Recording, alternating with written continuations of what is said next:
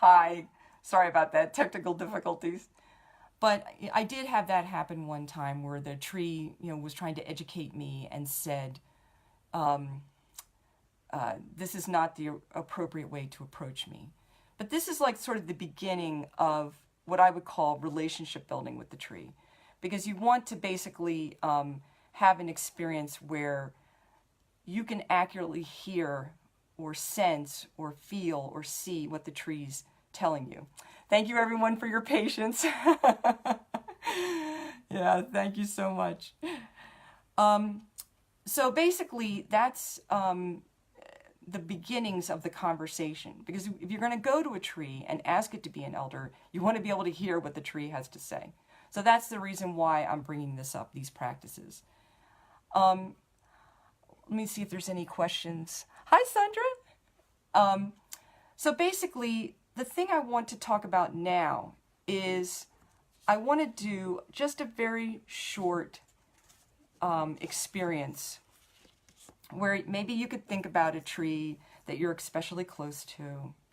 And I'm just going to rattle a little bit and whistle a song and just see if you can, just for a minute, go be with the tree and just ask if it would like to interact with you in a more conscious and profound way.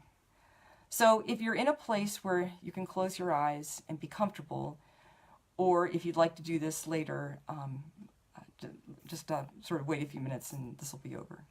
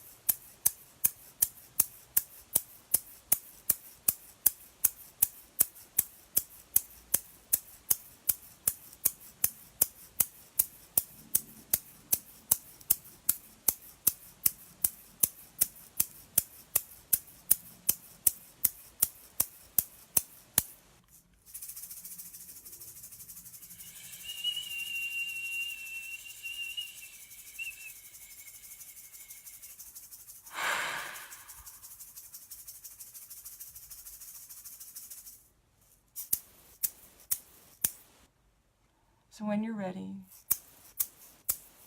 become aware of your body. Take a deep breath and come back into the room. And what I like to do, even if it's just a short trance, is I just rub my hands together like this and then place them on your body somewhere. This is just a symbol of saying, I'm back, I'm here, I'm back in my body.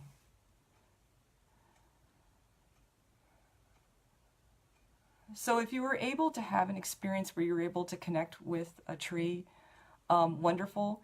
If you do it some other way, that's great too. This is just one way. But really, the best way to do it, if it's with an individual tree, is to be, in the physical presence of the tree. So I want to talk a little bit about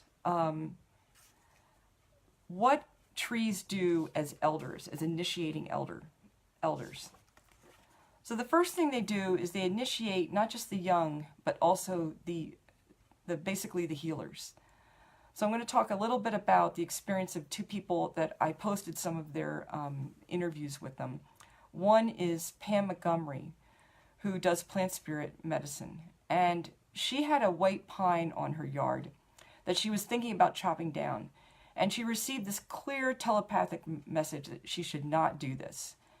And one day she was in her garden that was near the white pine. And the white pine sent her this emotional message of, don't forget about me. And so she was so moved by this, she went to the tree and she actually hugged it. And this tree became a wonderful teacher for her. And she later found out that the people in her part of North America looked at the white pine as a tree of peace. And there's even actual teaching stories in their traditions about the importance of the white pine. But the work she's done is to take her students who are learning plant spirit medicine, and she uses this white pine and the spirits that work on this property that she has to help initiate the new healers and to help them have a vision about their own life. So basically, after being ritually prepared by drinking an infusion of white pine, they go and spend time in a sort of vigil with this tree, and many of them have received profound visions. Some have had profound dreams about the life direction that they're meant to have. Now, this is not exactly the same as a vision quest, but it's like an attempt to bring some of this back. And you can see how the trees, these elder trees, are functioning in that process. The other experience that I'd like to share is with Michael Dunning. He's the one who I shared the video about youth shamanism. Now, he had a much more, in some ways, profound, almost like shamanic initiation, where he was called, he had an initiatory experience, probably by an ancient ancestor, because he was camping out near one of the holy places in Scotland. But it triggered a series of intense symptoms for him that he really thought he was going crazy or dying, and doctors couldn't find anything wrong with him. It's sort of the classic story. And he had a friend who he went to stay with, and the friend lived near this gigantic yew tree.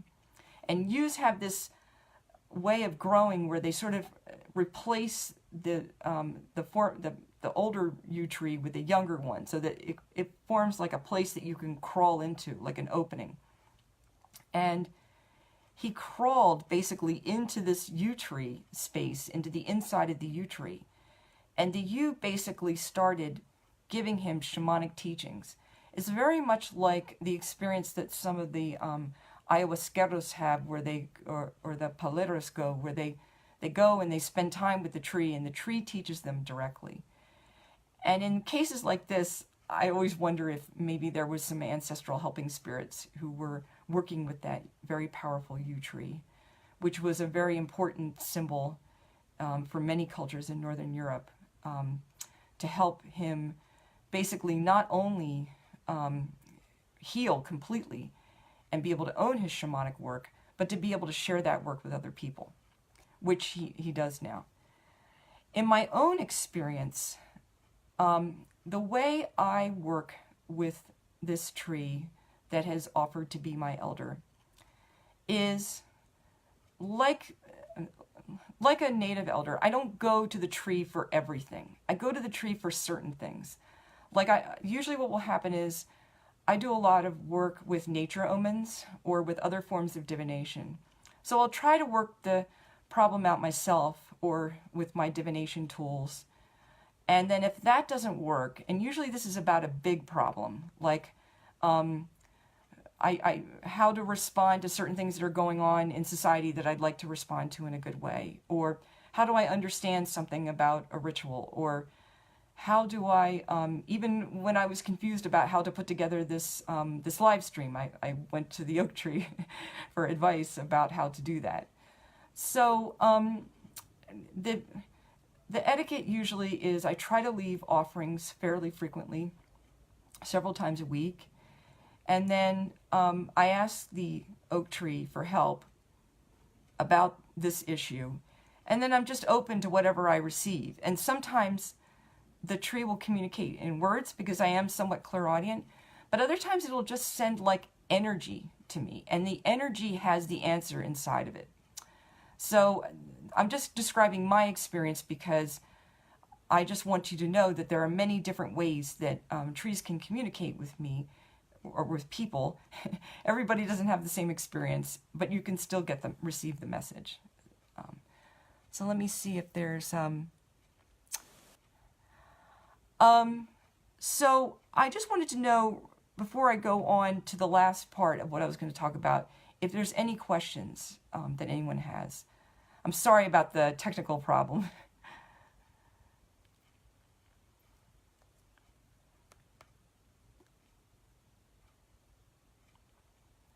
Okay, well, I'm just going to go ahead and I'm going to kind of go on to the last part that I wanted to talk about. So, as you probably know, I am very dreaming, and particularly spiritual dreaming is a huge part of my shamanic practice. It's very important to me. So, I just wanted to talk a little bit about one way that trees can communicate. I was, as I've been working with some of my ancestral helping spirits, they've been teaching me a little bit about some of the Northern European tree medicines. And one of the, thanks to my partner, who is also studying some of this stuff because he's interested in druidry, I found out about some of the gifts of willow. And there's a willow species that lives in my area in Florida. And so I was able to get a piece of this willow. It's like a little twig, basically. My partner trimmed off the bark for me. And this is what it looks like. And basically, it's just a simple stick. And basically, this willow lives on my altar during the day. And then at night, it helps me to dream. The reason why I needed this is because I'm doing a little piece right now where I'm working to try to repair some of my ancestral lineages. And I noticed that it was getting more challenging to work with my dream life. And as soon as I worked with this willow medicine, I noticed that the dreaming came back and became much more helpful. So this is a simple way that trees can communicate with us and be and work with us as guides and as elders. That maybe is, hopefully will be accessible to you if you're a dreamer, if that's a big part of your practice. So let me see if there's any more questions. I've run a little bit over, and I don't want to keep anybody, but I did start late, so I just wanted to make sure that I had a chance to see questions if there are any. Hi, Simona. Basically, I hope that this has been a little bit of an introduction to working with these wonderful beings that we share the earth with, who are older than us, who are much wiser than us in some ways, and who have the experiences, as Pam Montgomery says, they have the long view, because they've been around for a long time and they've seen a lot of things, including they've seen we humans and how we have our ups and downs. So one of the things that they're really good about doing is helping us to have a sense of perspective, so that we don't get too high or too low, because it's easy in challenging times to be in that space, to kind of be on an emotional roller coaster. And so they kind of give a grounded wisdom that helps us to know that we're working with the other life forms on this earth to bring a better world into being for our descendants. So if there aren't any questions, I'm going to go ahead and close Sacred Space. I want to thank all of you for watching, and I also will be looking at the comments to answer questions that I didn't answer, and I will also post the link for the free gift for anyone who wants it. AB Kabas, I'm quite late, but I'm here. Hey, AB. How you doing? Yeah, I made it at a different time. I did it at 11 in a.m. in the hopes that it would be easier for people to participate. And also, when I do post the video links in the replay, there will be 2 videos instead of 1 because we had the technical problem in the middle. So I hope that there's something about this live stream that was helpful to you, that will at least help you to relate to these beings who are helping us to bring back our traditions and who want to partner with us. Because in some ways, I do believe they really are some of the holy ancestors who returned to assist us at this time. Marta, love the content you're sharing. Thank you. I've been working with a prune tree for a while. Oh, interesting. This makes a lot of sense. Oh, very good. Yeah, I don't really think it matters which species. I think sometimes certain families may have more of an affinity because of your ancestry to one species, or there may be a dominant species in your area. In North America, there's such a thing as grandfather trees, which may be like the biggest tree in your neighborhood. It sort of looks out for the other trees of that species. But yeah, thank you so much. I learned so much and appreciate rounding out some of my experience with trees. The wisdom you talked about today, very much appreciate. Oh yeah, absolutely. Yeah, I mean, and thank you for the many tree journeys we've gone on together. So I'm going to go ahead, close Sacred Space. If you're comfortable, close your eyes.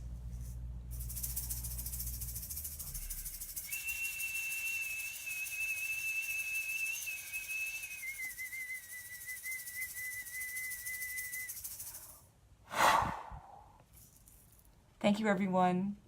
Blessings.